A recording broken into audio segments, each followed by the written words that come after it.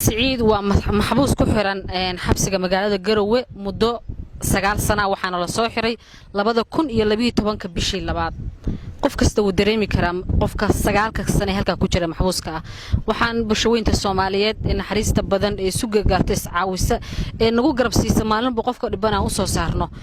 caawisa waxaan si naxariis loogu codsanayna si naxariis loogu codsanayna Siciid in loo muujiyo garab in loo muujiyo hiil in loo muujiyo walaalnimo in loo muujiyo Soomaalinimo islaamnimo xabsiga muddada uu ku jiraan laga saaro lagana bixiyo lacagta 35 kuna waxa dhici karta inuu bixin karo hal qof oo Soomaaliya oo isla markaa isagu ama madaxa ama ganacsada madaxweynaha Puntland madaxweyne ku-xigeenka gudoomiyaha baarlamaanka madaxda Soomaaliyeed culimada diinka naxariista badan ee caawisa walaalaha shacabka waxaan si naxariis leh uga codsanaynaa Siciid inuusan halka ku sii jirin muddo bil hadii Ilaahay yiraahdo Siciid halkan wuxuu ku xiran yahay 9 sano waxaana loo haystaa dad ku geeriyooday shil gaari isaguna uu waliba uu kooma ku galay fariinta aad diraysid bulshooyinka Soomaaliyeed dadka Soomaaliyeed is caawiyeen naxariista badan maxay tahay inta aan diray waxa way dadka Soomaaliyeed waxaan dadka Soomaaliyeed ku codsanayaa dawladda iyo dadka muslimiinta culimada intaba inay qaanta lagu leeyahay biya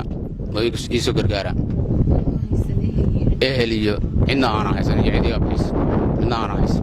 markaan daas ku codsanay dawladda iyo ummadda muslimiinta inay gabiyo intaan xabsiyan ku jiray ana xabsi ku jiraa taa hooyada dhimatay la mali ida xaga bixisana maayo markaan ummadda muslimka aan ka codsanay inay gabiyaan xaqaas lagu leeyahay waxaana mikrofoonka ku wareejinayaa Cabdiraxmaan Xayir oo isagu ahaa qofkii soo bandhigay dhibaatada Siciid bismillaahir rahmaanir rahiim maanta waxaynu joognaa galabta xabsiga weyn ee magaalada Garowe mar labaad baa aniga iyo Mukhayr Cawad walaalkan Siciid soo booqanay sheekada Siciid horay ayaan u baahinay haatan waynu si adkeynaa oo sida meel dheer u gaari lahayd ummadda Soomaaliyeed shacabka muslimiinta madaxdeena sharafta leh iyo intuu Ilaahay wax siiyay islaamka inay u soo gurmadaan ayaan ugu baaqaynaa sidoo kale waxaan ummadda Soomaaliyeed u sheeganaa Siciid 9 sano halka ku xiran yahay hooyadiis asoo meeshan ku jira bay dhimatay maanta qof kasta oo Soomaaliya oo haysta